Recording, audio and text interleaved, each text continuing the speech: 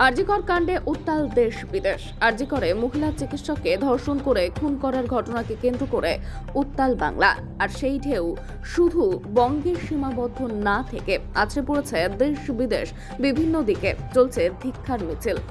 জাতি ধর্ম নির্বিশেষে সকলেই এই নারকীয় ঘটনার বিপক্ষে সরব হয়েছে। বিভিন্ন সংগঠন, বিভিন্ন ফোরাম তারা পথে নেমেছে দোষীদের উপযুক্ত শাস্তির জন্য।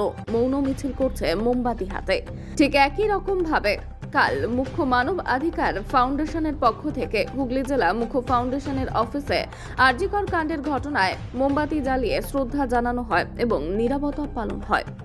মানবাধিকার ফাউন্ডেশনের তরফ থেকে আমরা এখানে আজ একত্রিত হয়েছি। আরজিকরে যে নৃশংস ঘটনাটি ঘটেছে তার প্রতিবাদে আমরা এখানে মৌন পালন করছি, যাতে দোষীরা কঠোর শাস্তি পায় সেই দাবি রাখছি এবং সরকারকে অনুরোধ করছি যেন এই ব্যাপারে একটুখানি দ্রুত দেখুন, যাতে মেয়েকে তো আর আমরা ফিরে পাবো না, কিন্তু তার আত্মা যেন শান্তিতে থাকতে পারে এবং তারা যাতে বলতে পারে যে হ্যাঁ, আমার জন্য এত মানুষ ছিল, পাশে আছে।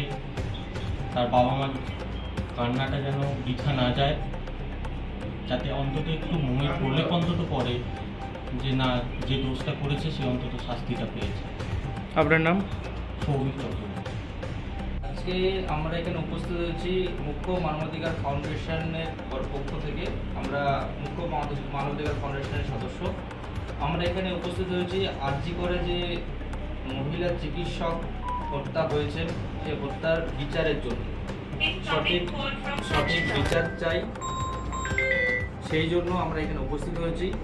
যত সত্বর অবিলম্বে ওনার দোষীদের শাস্তি দিতে হবে এবং সঠিক বিচার করতে হবে, এই জন্য আমরা এখানে আজকে সমবেতভাবে উপস্থিত হয়েছি। আপনার নাম? কৃষাণু গাঙ্গুলি, হুগলি ডিস্ট্রিক্ট।